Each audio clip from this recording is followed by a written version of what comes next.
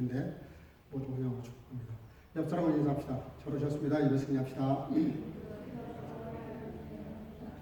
하나님은 영이시 예배하는 자가 성령과 진리로 예배할지니라 하셨습니다. 이제 여러분 모두를 성부와 성자와 성령의 이름으로 진심으로 예배 축복합니다. 다 같이 신앙고백 하심으로 주일을 시작하겠습니다.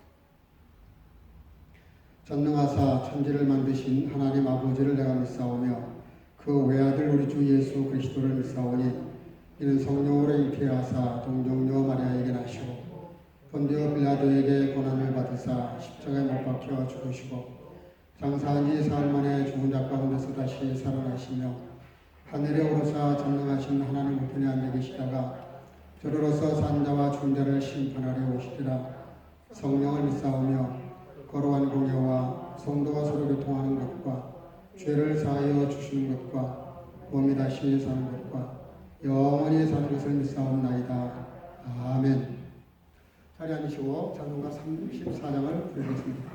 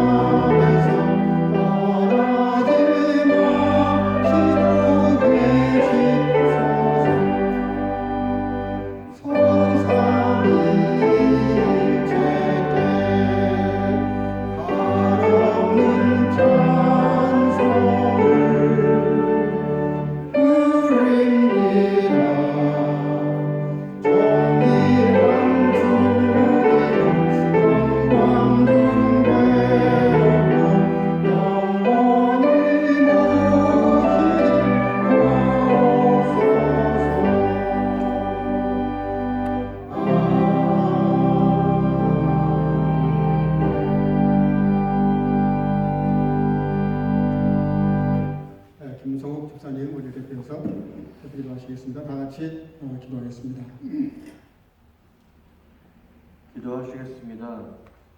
은혜와 사랑이 풍성하신 하나님, 우리에게 주님의 날을 허락하시니 참으로 감사드립니다. 하나님 아버지, 지금 사순절 기간에 우리의 죄를 주님 앞에 고백합니다. 우리의 연약함과 악함을, 세상의 빛과 소금이 되지 못함을 주님 앞에 고백합니다. 하나님 아버지, 우리를 불쌍히 여겨주시고 용서하여 주시옵소서. 하나님 아버지, 코로나 바이러스를 하루속히 종결시켜 주시옵소서. 또한 이것들을 위하여서 힘쓰는 수많은 의료인들과 방역 관계자들을 지켜 보호하여 주시옵소서. 은혜의 하나님, 각자의 삶의 자리에서 우리 성도들이 주님 말씀을 사모하는 성도들의 심령에 역사하셔서 지금은 주님 전에 함께 나와 예배를 드리지 못하지만 각 가정에서라도 하나님 마음으로 함께 예배하는 심령을 주시옵소서. 자비의 하나님, 우리에게 많은 기도 제목들이 있습니다. 주님께서 아시오니 우리 마음의 소원들을 주께서 속히 응답하셔 주시기를 원합니다. 하나님 아버지, 오늘 말씀 전하시는 한은선 목사님께 영육간의 강건함을 주시고 이 시간 말씀 선포하실 때 성령의 능력으로 역사하셔서 말씀 듣는 모든 성도가 큰 은혜 받게 하옵소서. 하나님 아버지, 예배를 마치는 시간까지 또한 예배 이후의 삶까지도 우리와 함께 하실 줄 믿사오며 우리를 사랑하시는 예수님의 이름으로 기도 올려드리옵나이다. 아멘.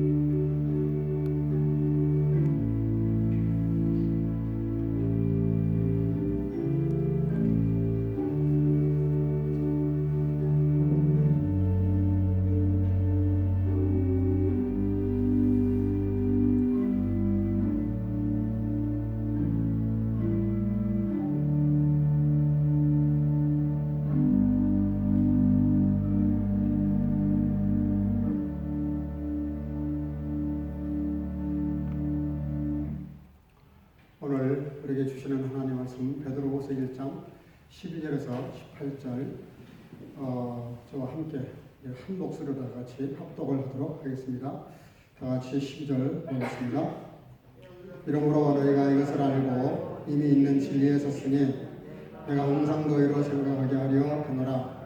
내가 이 장막이 있을 동안에 너희를 일깨워 생각하게 함이 옳은 줄로 여기노니 이는 우리 주 예수 그리스도께서 내게 지시하신 것 같이 나도 이 장막을 벗어날 것이 임박한 줄을 알미라. 내가 힘써 너희로 하여금 나의 떠난 후에라도 필요한 때는 이런 것을 생각나게 하려 하노라.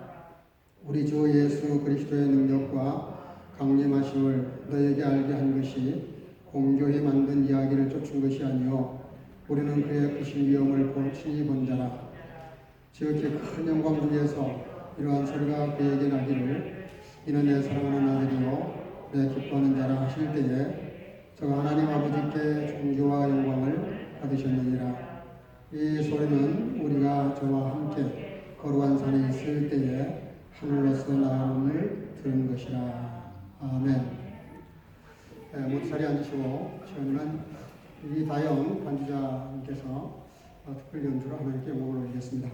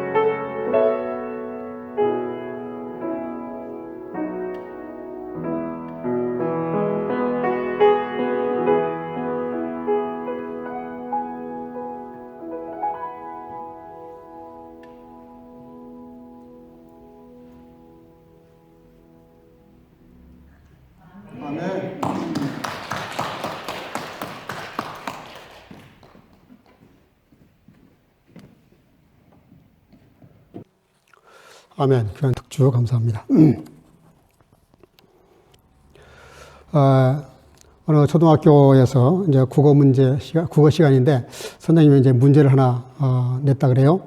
그 문제가 뭐냐면 길거리에서 이렇게 술을 마시고 취해가지고 소리를 막 질러대면서 노래를 부르는 사람, 이런 사람을 두고 사자성어로 뭐라고 하는지 한번 글짓기를 해봐라. 그러면서 이제 힌트를 하나 줬어요. 끝자는 가짜다. 그렇게 이제 힌트를 줬습니다. 그러니까 이제 학생들이 그 문제를 받아가지고 여러 가지 이제 답을 씁니다. 답을 쓰는데, 그 고성방가 그렇게 쓴 애도 있고, 또 고음 불가 그런 친구도 있고, 이럴 수가 그런 친구도 있고, 미친 건가? 뭐 이런 친구도 있고. 근데 그 중에 딱 학생 하나가 아주 독특하게 답을 썼답니다. 그 답이 뭐냐면, 너무 엽기적인 답인데, 아빠인가? 그렇게 답을 썼대요. 가끔 이게 연관 검색어 대회라는 게 있어요. 어떤 정보를 얻기 위해서 구글링을 하거나 뭘 할 때, 내가 얻고자 하는 정보에 딱 들어맞는 검색어, 그런 검색어를 하나 딱 집어넣으면 정보가 확 엄청난 정보들이 막 뜨거든요. 이제 그런 대회도 있는데, 이 어린아이에게는 자기 아빠가 늘상 술 마시고 길거리에서 막 고성방가를 하면서 이렇게 막 했던 모습들이 마음속에 이렇게 딱 각인되어 있는 거예요. 그러니까 이제 선생님이 이런 문제를 했을 때 딱 떠오르는 게 아빠라. 이거 아빠인가? 이렇게 답을 쓴 거죠. 그래서 이제 보통 우리가 어떤 그 말을 하거나 행동을 할 때는 그 평소에 이렇게 마음속에 자리 잡고 있는 게 튀어나오게 돼 있어요. 그래서 오늘 같이 생각해 보려고 하는 것이 이제 그런 주제인데, 제가 오래전에 한번 설교 시간에서 소개를 했습니다. 짐 엘리엇이라고 하는 친구에 대해서 18살에 자기가 말씀을 듣다가 은혜를 받고 선교사로 이렇게 헌신을 해요. 헌신을 했는데, 그 휘튼 대학이라고 아주 좋은 대학인데, 수석으로 졸업을 하자마자 29살에 바로 한 6개월 선교 훈련을 받고 선교를 떠납니다. 에콰도르의 아우카라고 하는 그 부족에게 가죠. 근데 가자마자 선교를 별로 하지도 못했어요. 4명이 같이 갔는데 바로 그 원주민에게 잡혀가지고 창에 찔려서 비참하게 순교를 당합니다. 출발할 때부터 말이 많았어요. 그 좋은 지식과 좋은 대학과, 더구나 수석 졸업을 했으니까 장래가 촉망되는 친구인데 다 치우고 선교사로 간다 그러니까 얼마나 많은 사람들이 심지어 조롱까지 했어요. 근데 이제 이분이 창에 찔려 죽으면서 이런 말을 했어요. 나는 당신들의 친구다. 난 당신들을 너무 사랑하고 친구다.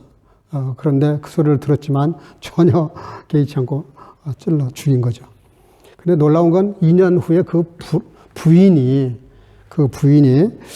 다시 엘리자베스라고 그 부인이 아이들을 데리고 자기 남편을 찔러 죽인 그 부족에게 들어갑니다.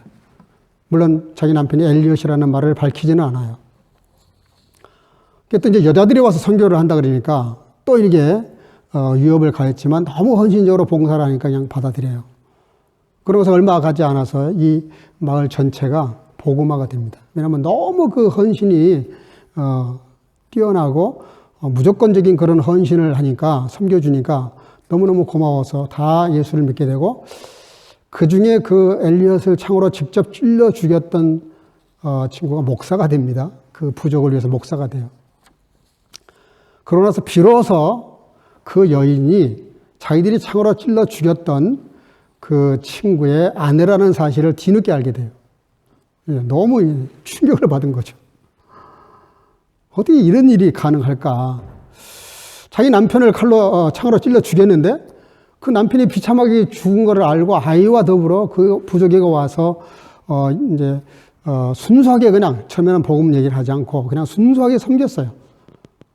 그러다가 이제 그들의 마음이 열리니까 그때서 비로소 이제 예수를 전하고, 이렇게 해서 그 마을 전체가 복음화가 됐는데, 이분들이 그렇게 된 동기가 있어요. 이 사실을 알고 난 다음에 짐 엘리엇이 죽을 때 남겼던 말, 나는 당신들의 친구다. 그리고 나는 당신들을 진심으로 사랑한다. 한 그 말이 뭘 의미한지를 깨닫게 돼요. 그 엘리엇이 죽어가면서 했던 말이 생각이 난 거예요. 이 친구들이. 나중에 성경을 알고 보니까 이게 예수님이 하신 말씀이고, 그러니까 그 짐 엘리엇을 생각할 때 진짜 예수님처럼 산 사람이구나. 이 사람이야말로 정말 예수 그리스도의 십자가 희생이 뭔지를 이미 자기들은 잘 모르고 죽였지만 그가 남긴 그 말 한마디가 딱 떠오르는 순간 감동을 받고 다 회개하고 뉘우치면서 예수님을 영접하고 전 마을이 복음화가 됐다는 것이죠. 그러니까 지금 내가 무슨 말을 누구한테 듣거나 말을 했을 때 지금 그게 별로 의미 없이 들릴 수 있어요. 근데 그 말이 어떤 극적인 현실과 사건이 계기가 되면 엄청난 힘을 발휘합니다. 보통 그러잖아요.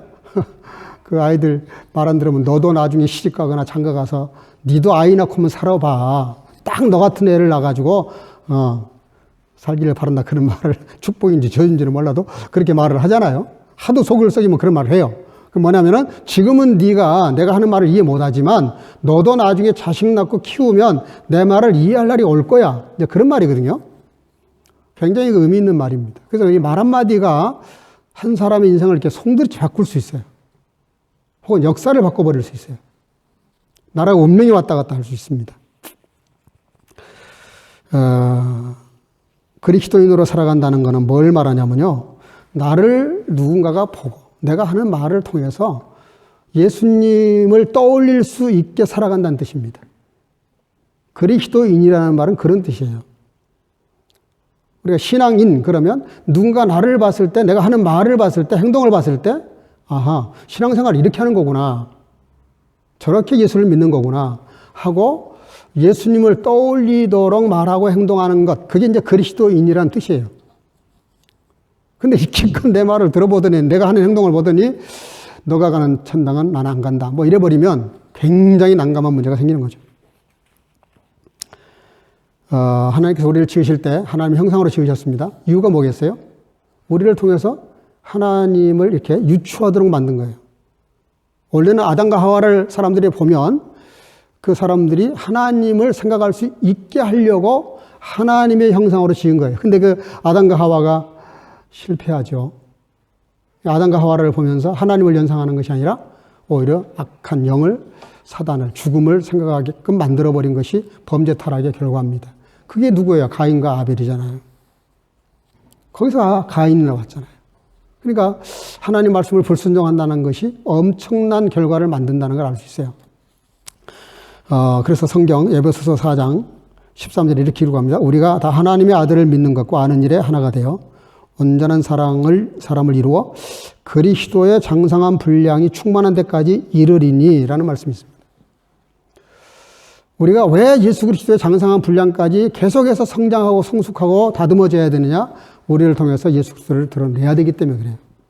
바울 사도는 우리 보고 자꾸 다듬고 훈련해서 예수 그리스도의 장성한 분량까지 성장해 가라고 권면하고 있습니다.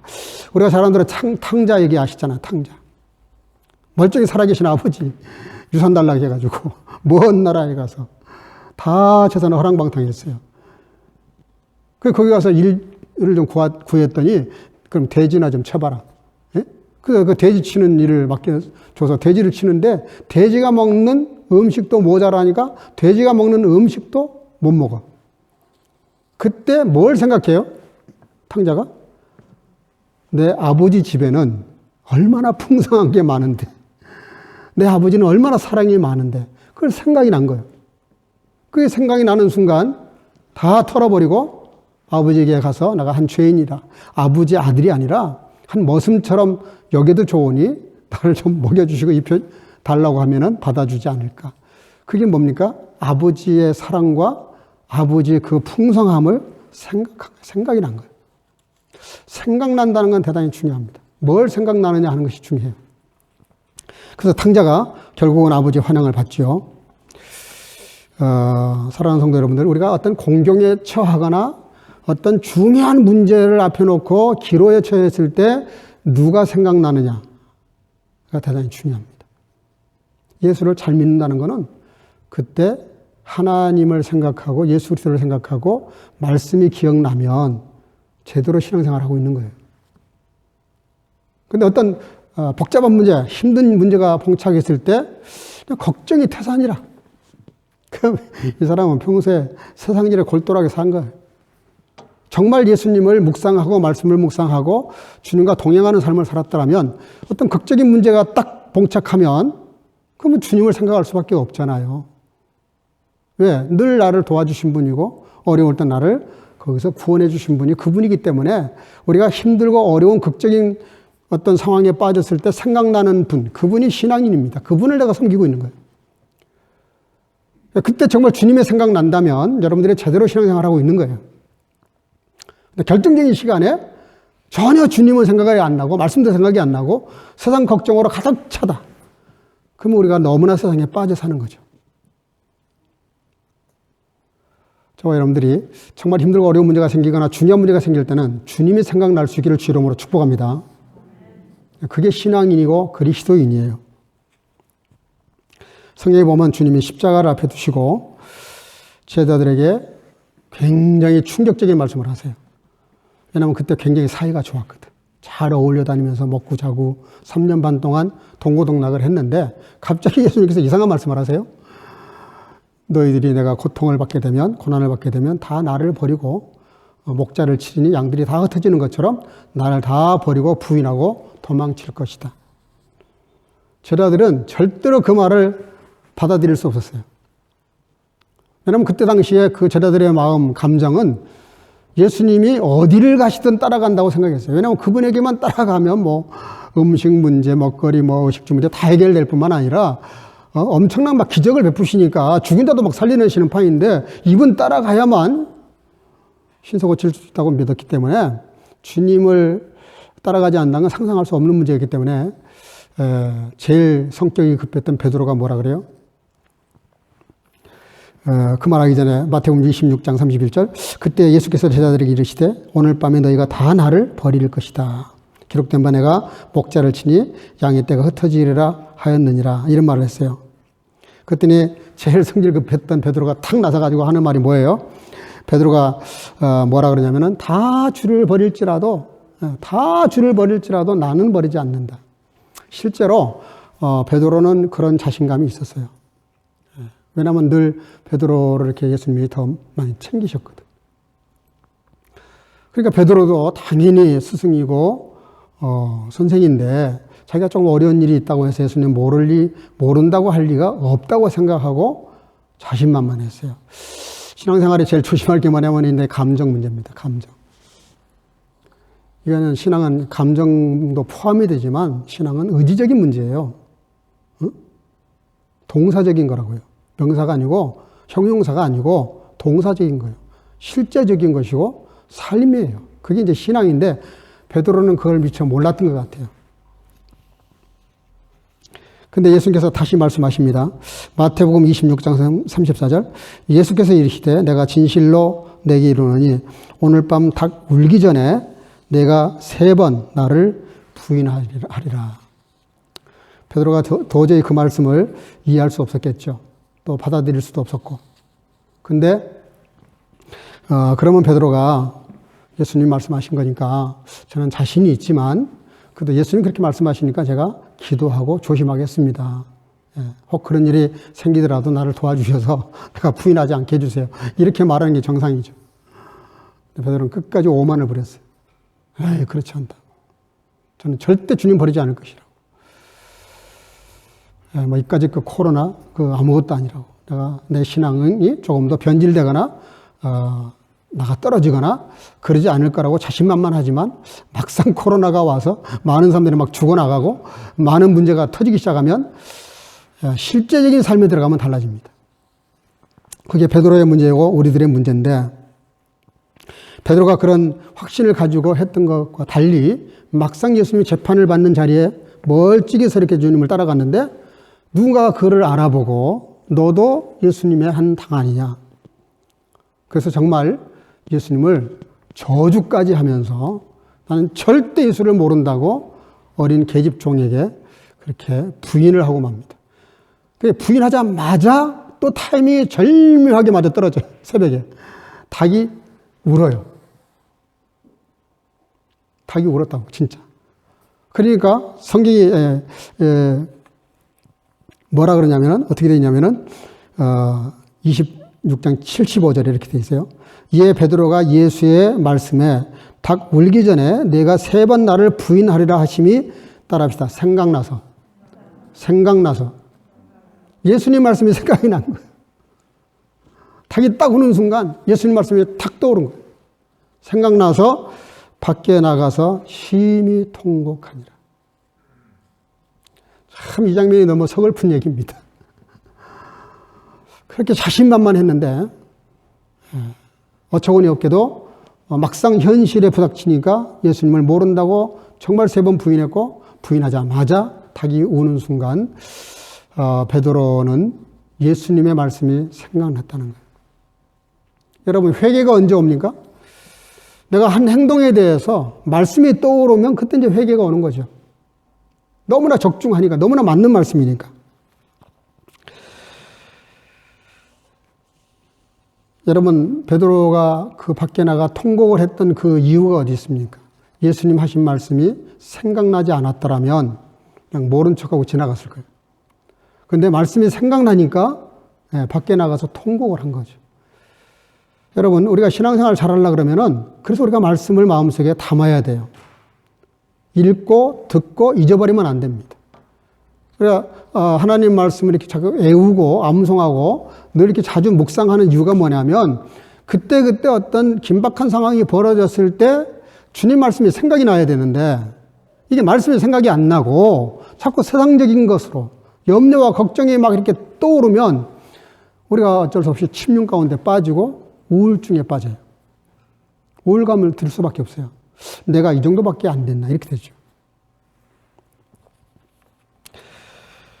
사도행전 10장에 보면, 금요일 날 잠깐 말씀을 생각했습니다만은 다른 각도에서 사도행전 10장에 보면은 베드로가 고넬료 집에 가가지고 말씀을 전했더니 성령이 임하시고 그들이 다 은혜를 받아요. 은혜를 받았는데 베드로가 그들에게 세례를 베풀게 됩니다. 세례를 베풀게 되는데 그 세례를 베푼 이유가 있어요. 그 베드로가 그 벌어지는 현상을 보고 생각나는 게 뭐였냐면은, 요한은 물로 세례를 베풀었지만 너희는 성령으로 세례를 받을 것이다 라는 말씀이 생각났다고 성경 기록하고 있어요. 그러니까 베드로가 그렇게 이방인들에게 와서 말씀 전하고 같이 먹는 것 자체가 그때 당시에는 불법이에요. 이스라엘 유대인들은 용납되지 않는 행동이었습니다. 그래서 거기 가서 밥 같이 먹고 이방인들하고 어울렸다는 소문을 듣고 예루살렘 교회가 마치 무슨 고발하듯이 따져 묻듯이 청문회 하듯이 물었어요. 어떻게 유대인으로서 그럴 수가 있냐, 이방인하고. 그때 베드로가 체험한 그대로 이야기하면서 그들에게 말씀을 전할 수밖에 없었고, 그들도 성령 받고 우리와 하나도 다를 게 없다 그래가지고 이방 성경의 문이 열렸지만, 베드로가 그렇게 세례를 베풀었던 결정적인 이유는 예수님께서 하신 말씀이 기억난 거예요. 그러니까 베드로의 행적 군데군데에 보면 그가 특별한 행동하는 것이 나타나는데, 그때마다 어김없이 따라붙는 단어가 뭐냐면 생각났다는 거예요. 생각났다. 예수님께서 하신 말씀이 생각이 나서, 그래서 그렇게 했다는 거예요. 여러분, 요한복음 14장 26절에 보면 이런 말씀이 나옵니다. 보혜사 곧 아버지께서 내 이름으로 보내실 성령, 그가 너에게 모든 것을 가르치고 내가 너에게 말한 모든 것을, 따라합시다, 생각나게 하리라. 생각나게 하리라. 성령님, 보혜사 성령님이 하신 가장 큰 일 중에 하나가 뭐냐면 우리를 첫째 가르치신다 그랬어요. 가르친다는 말은 우리가 말씀을 깨닫는다는 뜻입니다. 성령이 말하는 가르침이라는 것은 일반 세상에서 지식을 강의하는 그런 게 아니에요. 성령이 말하는 가르침이라는 것은 깨달음을 주는, 그 말씀을 들을 때, 읽을 때 깨달음을 주는 역사를 누가 하시냐면 성령이 하시는 거예요. 말씀을 들을 때 여러분들이 지금 제 말씀이 잘 이해가 되시면 여러분들 마음에 성령님이 지금 도와주고 계시는 거예요. 그 자체가. 한국말을 몰라서 못 깨닫는 게 아니에요. 독일말을 몰라서 독일 못 깨닫는 게 아니에요. 말을 할 줄 알고 알아듣는데도 못 깨닫는 게 얼마나 많은데요. 깨달을 수 있다는 말은 특별히 하나님의 나라에 대해서는 더 그래요. 깨달음이 왔다는 말은 성령께서 이미 가르치고 계신 거고, 두 번째는 생각나게 하실 것이다. 예수님께서 하신 모든 말씀이 생각나게 할 것이다. 그게 성령의 역사라는 거예요. 성령님의 사명이고 역할이고 하시는 일이 그런 일이에요. 그래서 제가 설교 준비를 열심히 하지만 왜 와서 혹은 또 그 말씀을 놓고 기도를 많이 하는 줄 아세요?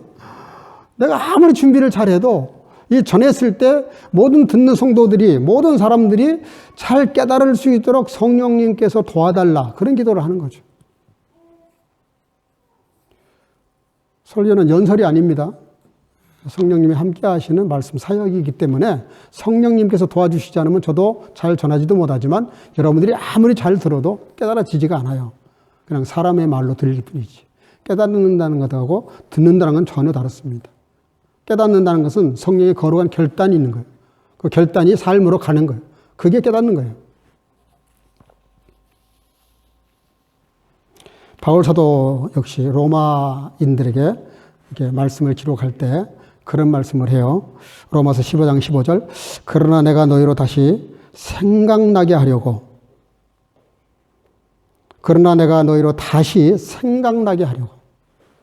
하나님께서 내게 주신 은혜로 말미암아 더욱 담대히 대략 너희에게 썼다. 그러면서 이 은혜는 곧 나로 이방인을 위하여 그리스도 예수의 일꾼이 되어 하나님의 복음의 제사장 직무를 하게 하사 이방인을 제물로 드리는 그것이 성령 안에서 거룩하게 되어 받으심직하게 하려 하심이라. 바울 사도가 로마 사람들에게 말씀을 기록하면서 뭐라고 이 말씀을 기록한 목적을 얘기하냐면 다시 너희로 하여금 내가 옛날 전해줬던 말씀이 기억나고 생각나게 하려고 이 말씀을 기록한다. 그러니까 바울 사도께서도 이미 전했던 말씀들이 잊어버렸겠지만 다시 기억나고 생각나게 하려고 내가 이 로마서를 기록한다. 그렇게 말해요. 그뿐 아니에요. 에베소에서 고린도 교회에다가 편지를 쓰죠. 그 편지 쓸 때도 무슨 말을 하냐면요. 각처에서 가르치던 말씀을 생각나도록 단단히 말씀하는 장면이 나와요. 가르치던 말씀이 생각나도록. 그래서 고린도전서 4장 17절 이렇게 기록합니다. 이로 말미암아 내가 주 안에서 내 사랑하고 신실한 아들 디모데를 너에게 보내었나니 그가 너희로 하여금 그리스도 예수 안에서 나의 행사 곧 내가 각처 각 교회에서 가르치는 것을 따라합시다. 생각나게 하리라. 이미 가르쳤을 때 깨달음이 있었겠지만 잊어버리거든요, 대부분. 그렇잖아요. 여러분들 제가 지난주 설교한 거 물어보면 기억나세요? 지난주에 설교했던 내용도 물어보면 잘 기억 못 하시더라고요. 그 잊어버리는 은사가 너무 강해서 그런지 하여간 잘 잃어버리세요. 잘 잃어버리셔도 내가 한 5년 전에 했던 설교 다시 하면 금방 또 알아차려요. 그죠? 언젠가 목사님 설교했던 내용 같은데 금방 알아차려요. 근데 내가 정말 정작 내게 필요해서 그 말씀을 기억해내려 그러면 이 기억이 잘 안 납니다. 잘 잊어버려요, 사람들은요. 지난주 일도 금방 잊어버립니다. 근데 성령님이 하시는 역사 중에 하나가 뭐냐면 잊어버렸던 것들 중에서 지금 내 현실과 딱 들어맞는 말씀을 꼬집어내듯이 딱 이게 집게로 찝어내듯이 기억나게 하시는 역사. 그게 성령의 역사거든요. 바울 사도가 로마에 이렇게 말씀을 기록해 보낼 때 그 목적이 분명한 거예요. 다시 내가 했던 말들이 생각나게 하기 위해서 내가 이 말씀을 기록한다. 언젠가 한번 제가 그런 고민도 해본 적이 있어요. 제가 우리 교회에서 지금 37년 넘게 목회하면서 한 설교가 수천 개입니다. 그 원고가 고스란히 다 모아져 있어요. 제가 다시 옛날 거 끄집어내가지고 비도 올라가고 싶은 마음도 있어요, 사실은. 왜냐하면은 성경에도 그렇게 말을 하고 있거든요. 반복해서 말하는 거. 다시 기억을 되살리는 거. 우리가 이렇게 한번 듣고 그런가 보다 저런가 보다 이 정도로 끝나면 그게 무슨 의미가 있겠어요. 이 말씀을 들었다면 그 말씀 중에서 마음속에 팍팍 박혀서 이게 삶의 현장에서 그대로 드러나서 이게 깨달음도 주고 능력도 되고 어떤 나침반도 되고 삶의 기준도 되고 능력도 되고 희로도 되고 격려도 되고 어떤 힘이 돼야 될 거 아닙니까?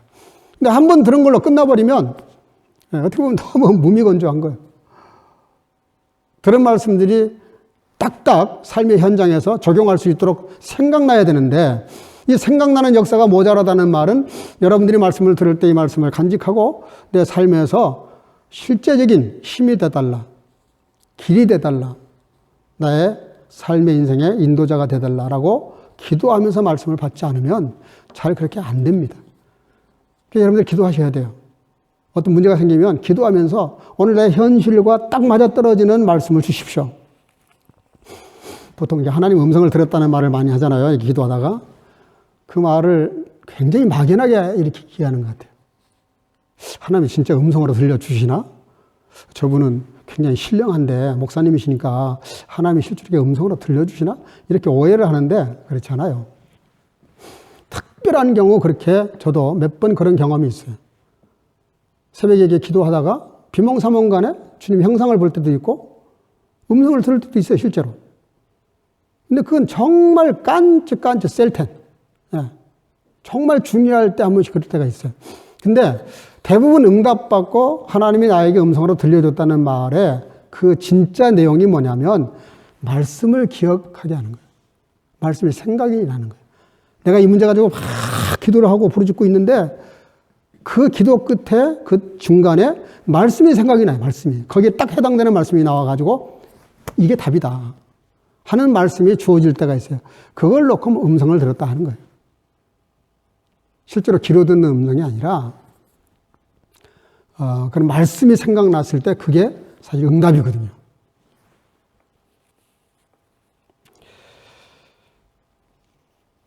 그래서 빌립보서 3장 1절 이런 말씀하십니다. 너희에게 같은 말을 쓰는 것이 내게는 수고로움이 없고 너희에게는 안전하니라.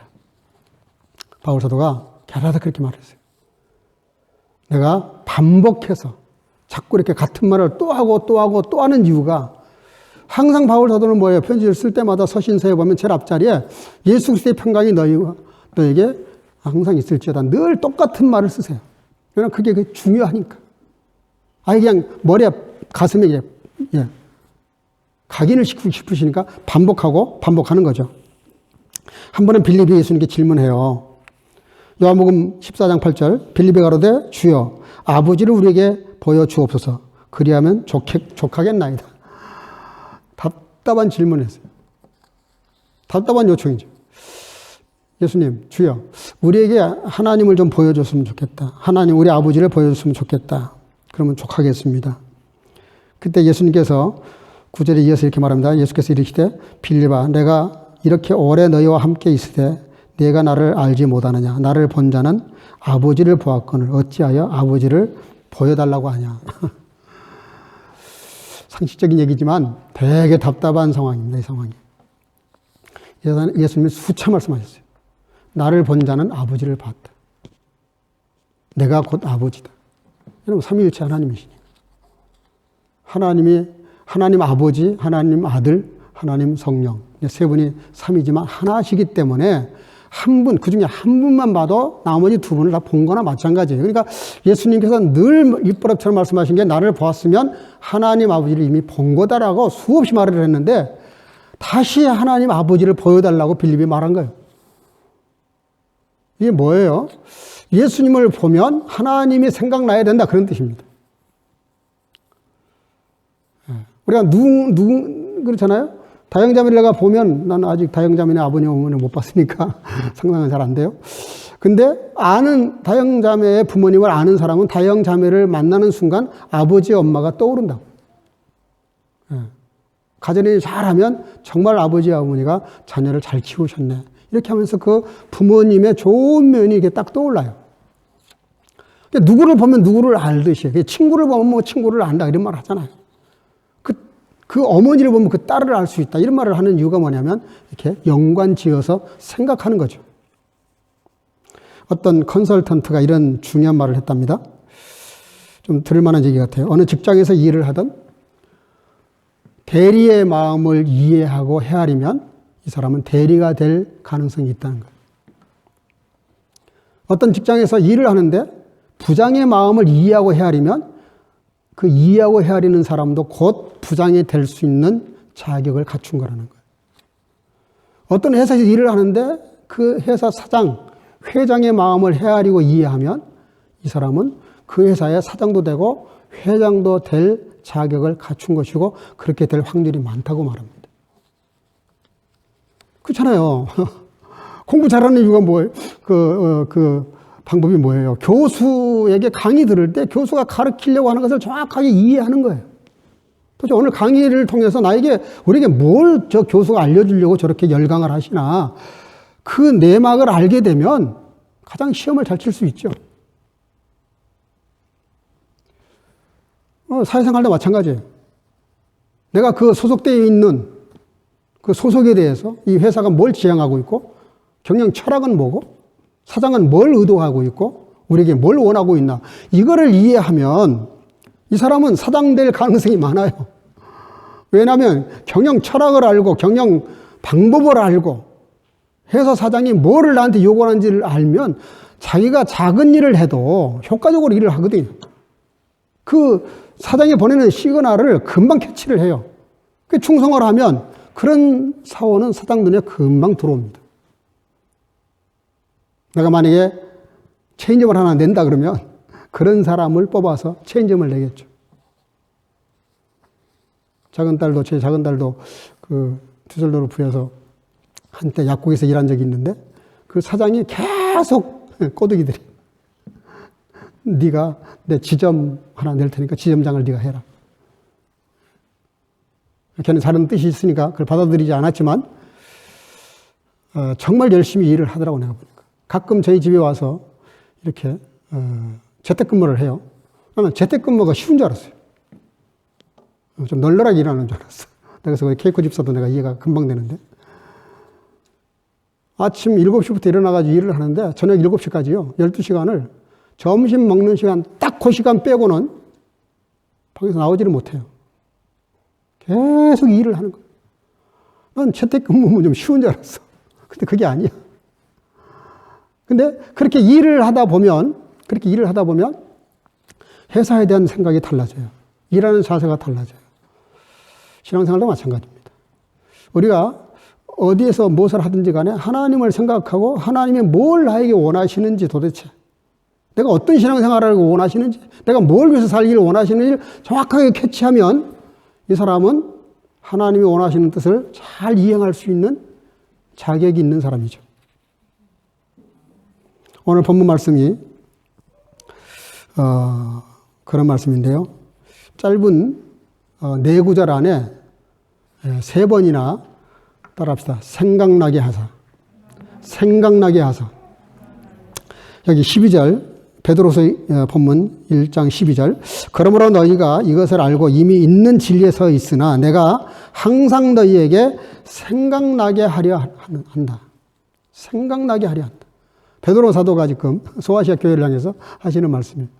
내가 너희들이 지금 진리 가운데 서 있지만 다시 내가 진리를 말하는 이유가 뭐냐? 그 진리가 다시 기억나도록 다시 생각나도록 내가 이거를 쓴다는 거예요. 여러분, 우리가 신앙생활 하면서 힘들든 좋든 어떤 상황이든지 간에 진리에 서 있는데 진리가 또 생각이 난다. 정말 신앙생활 잘할 수 있는 기초가 된 거죠. 13절에 이렇게 말해요. 내가 이 장막이 있을 동안에 너희를 일깨워 생각나게 함이 옳은 줄로 여긴다. 또 그 다음 절에 뭐라 그러냐면은 또 생각나게 하기를 원하는데 내가 아직 호흡이 있어서 너희들에게 글을 쓸 수 있고 설교할 수 있으니까 다시 말하지만 하나님 말씀이 생각나게 하려고 내가 이 일을 하고 있다. 또 더 재미있는 얘기를 해요. 15절에 내가 힘써 너희로 하여금 내가 떠난 후에라도 어느 때나 이런 것을 생각나게 하려 한다. 베드로 사도가 죽고 난 다음에라도 내가 죽은 다음에라도 내가 너희들에게 전해 주었던 이 진리의 말씀이 생각나게 하려 한다. 베드로 사도가 왜 이 생각나게 한다는 말을 자꾸 반복을 할까? 제가 가만히 한번 묵상해 봤어요. 베드로 사도에게는 트라우마가 있어요. 너희들이 나를 다 버릴 것이다라고 말했을 때 다 버릴지라도 나는 절대 안 버립니다. 왜 다른 사람 물고 들어가냐고. 다른 사람 다 버릴 거라고 지금 취급한 거잖아요. 자기는 안 버린다고, 자기는 굉장히 지금 신앙 좋다고 지금 자부심이 풍부한 거잖아요.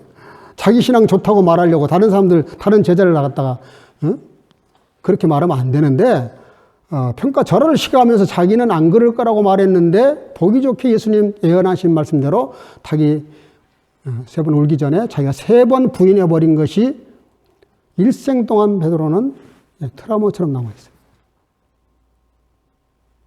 그걸 기억한 거죠. 그걸 기억하고 주님 말씀이 생각나는 바람에 자기가 3번 예수님 부인했던 것이 얼마나 큰 상처가 되고 마음에 정말 큰 시그마, 그냥 이렇게 상처로 남아있어요. 다른 건 다 잊어도 그걸 잊을 수가 없어요. 스웨덴의 어떤 교회 가면 십자가 대신에 닭을 걸어놓은 교회예요. 닭을. 그 교회는 베드로 사도에 그 닭이 울었던 걸 잊지 말자, 그런 거죠. 닭이 울기 전에 3번 예수님을 부인했던 베드로를 잊지 말고 우리가 겸손하게 신앙생활을 하자 하는 마음에서 그렇게 십자가 대신에 닭을 걸어놓은 교회가 있다 그래요. 베드로 사도가 왜 이렇게 생각나게 한다는 말을 자꾸 반복하냐. 예수님을 부인했던 것을 그 닭이 우는 순간 생각났던 그 자기 신앙적 체험, 정말 뼈아픈 그 체험, 실수, 죄송스러운 마음, 이게 여전히 남아있는 거예요. 여전히. 저도 약간 트라우마 같은 게 하나 있어요. 우리 교회 이단이 들어와가지고 한 3번 흔들어 놨는데 제가 그 사람들한테 너무 혹독하게 당한 것 때문에 지금도 이단 그러면 제가 뭐 경기까지는 아니지만 되게 마음이 이렇게 좀 안 좋아요. 여러분, 그 신앙 어떤 그런 실패했던 것이지만 그 체험이 생각이 나니까 계속 반복해서 생각나게 하려고 한다, 생각나게 하려고 한다, 생각나게 하려고 한다. 그렇게 이야기를 합니다. 그러면서 또 뭘 생각했냐면은 베드로 사도는 2가지를 잊지 못했던 것 같아요. 자기가 예수님을 모른다고 3번 부인했던 그 사건. 2번째는 변화산상에 베드로, 요한, 야고보 3사람을 데리고 변화산상에 올라갔을 때 베드로가 자기도 모르는 소리를 하죠. 자기들 앞에서 예수님 모습이 이렇게 하얗게 변형이 되니까 예수님 모습을 보고 너무너무 이렇게 흥분을 한 거예요. 흥분. 예수님 본체를 본 것 같아요. 뭐라 그래요? 여기 있는 것이 좋사오니. 내가 여기 있는 것이 좋사오니. 주여, 내가 초막 셋을 짓겠습니다. 하나는 주를 위하여, 하나는 모세를 위하여, 하나는 엘리야를 위하여. 초막을 짓겠다. 집을 짓겠다는 얘기예요. 집을 짓겠다. 교회를 짓겠다는 겁니다. 그것도 3개나 짓겠다는 거. 너무너무 좋아서. 그걸 잊을 수가 없었던 것 같아요. 근데 그거보다 더 중요한 게 뭐냐면 그때 갑자기 하늘로부터 음성이 들렸어요. 너희는 저의 말을 들어라. 저는 나의 사랑하는 아들이다. 하나님께서 하늘문을 여시고 음성으로 들려주셨어요. 그 소리를 베드로 일생 동안 잊지 못하는 거예요. 그걸 지금 생각하는 거예요. 그걸 생각하면서 소아시아 모든 교회들에게 뭐라고 말하냐면 그 영광스러운 모습, 그 하나님의 말씀. 그러므로 우리가 하나님 말씀을 이해하고 읽을 때 사사롭게 성경을 풀지 마라. 이단 사단이 왜 나옵니까? 말씀을 자의적으로 푼단 말이에요. 목적을 갖다 놓고 다 뜯어 맞춰요. 그 이만일 수 있고 문산명일 수 있고 이렇게 이름 하나 자기 이름 걸어놓고 거기다 다 이렇게 맞춰가지고 해요. 말씀을 이렇게 놓고 하나님께 맞춰놓고 자기가 그 안에 들어가야 되는데 이단의 특징이 뭐냐면 자기가 교주가 되려니까 자기가 보혜사 성령이라고 딱 설정해 놓고 거기 뜯어맞는 말씀을 다 이렇게 골라내요. 그리고 그거를 자의적으로 해석을 해요. 특별히 비유 해석을 그렇게 해요. 비유 해석은 코에 걸면 코걸이고 귀에 걸면 귀걸인데 내가 그거 한번 읽어보니까 기도 안 막혀요. 어떻게 이런 장난질을 칠 수가 있나. 근데 어떻게 이런 말에 빠져 넘어가나. 주의 말씀이 정확하게 생각나지 않고 이단 사설에 빠지는 것은 저주받은 것입니다. 하나님이 심판한 거예요, 그 사람을. 이단에 빠진 사람들은 심판받은 겁니다. 거기는 절대로 구원이 있을 수가 없어요. 왜냐하면 예수님을 능멸하고 교주가 영광을 받는 자리이기 때문에 그건 어떤 사람도 구원받을 수 없어요. 그건 전부 지옥 갈 사람들이에요. 제가 아주 단언코 말씀을 걸어서 말씀할 수 있어요. 증명할 수 있어요. 여러분들 그러므로 오늘 뭘 생각해야 되냐면은 베드로 사도가 이렇게까지 주의 말씀이 생각나서 다시 이렇게 우리에게 권면하는 게 뭐냐면 너희들도 주의 말씀이 생각나게 살아라 그런 거죠. 주의 말씀이 생각이 나야 돼요. 다른 생각 나면 안 돼요. 주의 말씀에 생각이 나고 고린도후서 2장 15절 우리는 구원 얻은 자들에게나 망하는 자들에게나 따라합시다. 하나님 앞에서 그리스도의 향기다. 이게 무슨 얘기예요?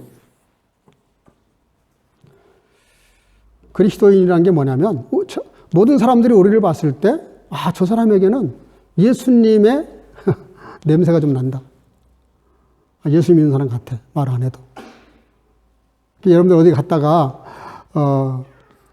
누가 나를 보고 내가 그리스도인이라고 말하지 않았는데도 불구하고 너 예수 믿어? 라고 물어봤다면 굉장히 신앙생활 잘하는 겁니다. 좋은 향기를 드러냈다는 뜻이잖아요. 누군가가 나를 보고 예수님의 어떤 흔적을 보거나 예수님의 향기를 느낄 수 있다면 최고로 잘하고 있는 그리스도인이에요. 좋은 신앙생활하고 있는 거예요. 그런데 나의 하는 말의 행동을 보고 안 좋은 걸 상상하게 되면 좋은 게 아니죠. 주님 앞에 좀 죄송스러운 거죠, 우리가.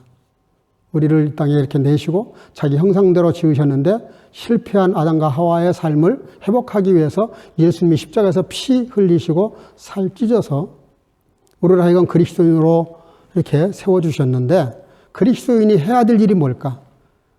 우리는 그리스도의 향기라는 거예요. 향기. 주님의 좀 이렇게 향기가 날 수 있는 그런 삶을 살아야 되는데 그 가장 중요한 키포인트가 뭡니까? 그런 삶을 사는 것은 그냥 나오지 않습니다.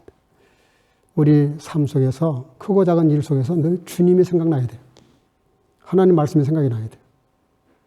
예수님이 생각이 나야 되고 예수님의 말씀이 생각이 나야 되고 어떤 자리에서도 주님 말씀이 생각이 나고 주님의 생각이 나서 주님 생각 때문에 할 수밖에 없고 주님 생각 때문에 하지 않아야 되고 이게 분명해야 되는 거죠. 저와 여러분들이 다시 한번 주님의 말씀이 생각나는 삶을 통해서 주님의 형상을 닮아가시고 주님의 향기를 드러내는 저와 여러분들 되시기를 주의 이름으로 축복합니다. 우리 시간에 다시 통성을 한번 기도하겠습니다. 말씀을 놓고 들은 말씀대로 살게 해달라고 기도하시고 두 번째는 코로나가 속히 종식되고 러시아와 우크라이나의 전쟁이 속히 종식될 수 있기 위해서 통서로 다 같이 한번 기도하겠습니다. 여러분들 간절히 기도합시다. 큰 소리 내지 않아도 좋지만 간절함은 있어야 되고 진지함이 있어야 됩니다. 진지한 마음으로 간절한 마음으로 하나님 앞에 통성으로 다 같이 1, 2분 동안 기도하겠습니다. 기도하십시다. 사랑과 은혜가 충만하신 아버지 은혜를 감사합니다. 오늘도 저희를 부르시고 인도하셔서 주 앞에 나오게 하시고 아버지 하나님의 말씀 가운데서 베드로 사도의 말씀을 통하여 주의 말씀이 생각나게 하려 한다고 하는 말씀을 들었습니다.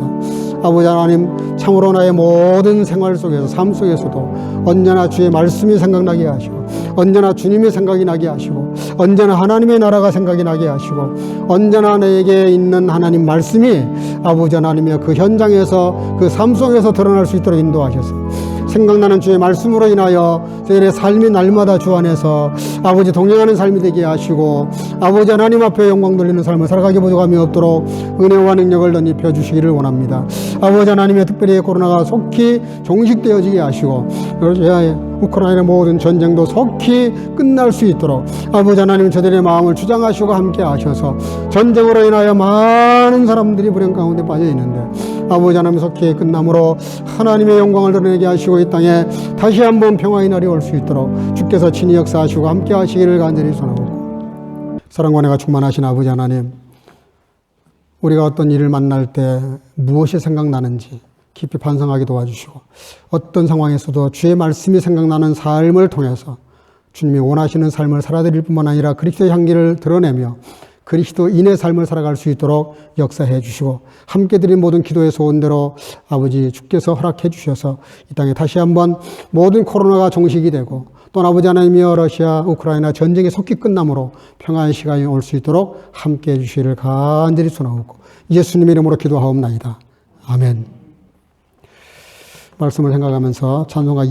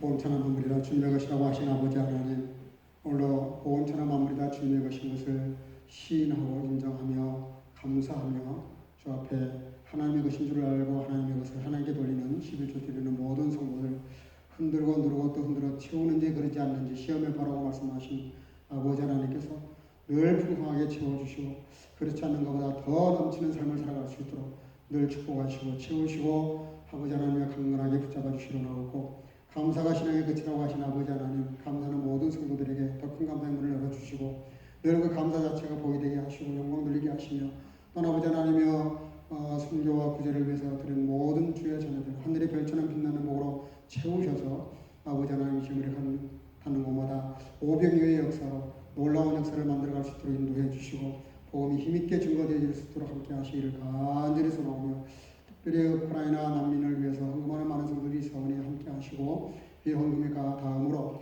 그에게 작은 위로가 될 수 있도록 은혜 베풀어 주시기를 간절히 소망하고, 주령을 드리는 어린 생명들 말씀으로 잘 자라서 부모의 자랑되게 하시고 하나님 나라 존경의 쓰임받도록 축복하시며, 주령을 드리는 모든 성도들 이 한 주간도 주님과 동행하며 승리케 하옵소서. 예수님의 이름으로 간절히 축복하고 복원하며 기도하옵나이다. 아멘.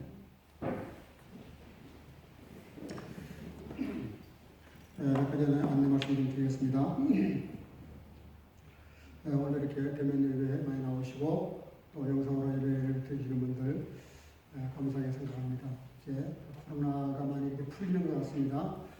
그래서 이제 이 마스크 쓰는 것도 실내에서 쓰는 것조차도 아마 자율에 맡기고 있는 것 같아요. 본교회 우리 교회는 계속 마스크를 쓰도록 그렇게 하겠습니다. 왜냐하면 우리 교회에 와서 예배를 드릴 때 이제 찬송도 부르고 하기 때문에 혹여라도 이제 확진이 됐어도 이렇게 무증상 확진자가 또 있어요. 그렇기 때문에 교회 안에서는 마스크를 계속 쓰도록 그렇게 하겠습니다. 기도도 했지만 우리가 코로나 종식과 러시아 우크라이나 전쟁이 속히 끝나도록 기도해 주시길 바라고 3월 한 달 동안 이렇게 언급해 주신 그 60여 가정이 나와 있는데 그 중에서 제일 요긴한 분에게 그 헌금을 전달하도록 그렇게 하겠습니다. 근데 그분들도 밖에 나오셔가지고 밖에서 계속 그 난민들을 돕는 사역들만 하고 계시더라고요. 그래서 어쨌든 그 사역을 돕는 것도 그분을 돕는 것이기 때문에 그 중에 한두 분 선정해서 보내드리도록 그렇게 하겠습니다. 이번 주 수요일도 아직까지는 지금 완전치가 않아서 나이 드신 우리 권사님들 때문에 그 줌으로 여전히 지금 성경 공부를 하고 있습니다. 저녁 7시 반이니까 우리 젊은이들도 많이 들어오셔서 같이 성경 공부에 동참해 주시길 바랍니다. 금요일도 마찬가지입니다. 금요일로 가능하면 나오시고 정 문제가 되고 좀 부담이 되시는 분들은 집에서 영상으로 금요일에 참석하시기 때문에 줌을 내보내니까 그렇게 해주시고 그래서 우리 교회 전체가 다 다시 한번 이제 기도의 부흥을 좀 일으켰으면 좋겠습니다. 기도하는 교회가 되어야 되고요. 기도하는 성도가 되어야 그래야 우리의 모든 문제들을 주님 앞에 아래서 해결받고 우리 신앙이 날마다 이렇게 성장하지 않겠어요? 그래서 같이 나오셔서 찬양으로 준비하고 또 말씀 듣고 기도할 수 있는 그런 시간 될 수 있기를 바랍니다. 성경 통독하는 거 지속해서 부활절날 시상을 하도록 그렇게 하겠습니다. 또 신약 성경을 통독할 수 있기를 바랍니다. 4월 17일이 이제 부활절인데요. 본교에서 부활절 축하 예배를 드리고 오스턴 몬타 월요일 날이 또 휴무일입니다. 그래서 그날 교육자인 앞에서 지난번 1월 19일 날 조천기도에 신년기도 했던 것처럼 여기서 또 연합으로 예배를 드립니다. 그날도 좀 많이 나오셔서 같이 예배할 수 있기를 바랍니다. 예배 마친 다음에 잠깐 이 자리에서 정기 재직회로 모이겠습니다. 죄송합니다. 보여주시기를 바랍니다. 헌금은 온라인으로 계속 하셔도 좋습니다. 여기 오셔서 좋고 안 되시는 분들은 온라인으로 하셔도 똑같이 하나님께 기도를 드릴 것입니다. 또 주중에 어려운 일이 있으면 언제든지 저에게 연락 주시기를 바랍니다. 우리 서로 옆 사람과 더불어 인사합시다. 말씀에 생각나는 삶을 합시다. 주 이름으로 사랑하고 축복합니다.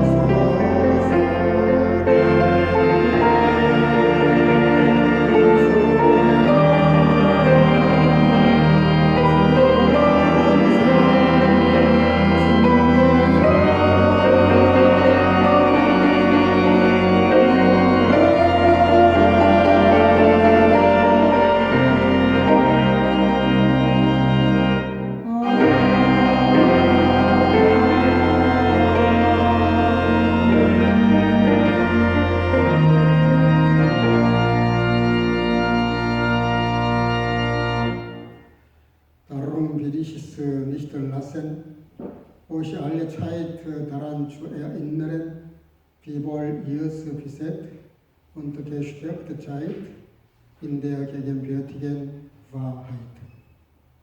Die Gnade unseres Herrn Jesus Christus und die Liebe Gottes und die Gemeinschaft des Heiligen Geistes sei mit euch allen. 아멘. 이러므로 너희가 이것을 알고 이미 있는 진리에 섰으나 내가 항상 너희로 생각나게 하려 하노라. 이제는 우리 구주 예수 그리스도의 놀라우신 은혜와 아버지 하나님의 극진하신 사랑하심과 성령의 교통으로 충만케 하시며 삶의 현장에서 온 세상 일에 골똘하여 주의 말씀을 생각하지 못하고 내 자의적인 생각으로 자의적인 삶을 살던 삶을 극복하고 언제 어디서나 주의 말씀을 기억하고 생각하면서 주의 뜻대로 살기를 마음속에 결단하고 돌아가는 여기 모인 모든 성교가족 머리 위와 영상으로 예배드리는 모든 주의 지체들 머리 위에 이제로부터 영원토록 함께 있을지어다. 아멘.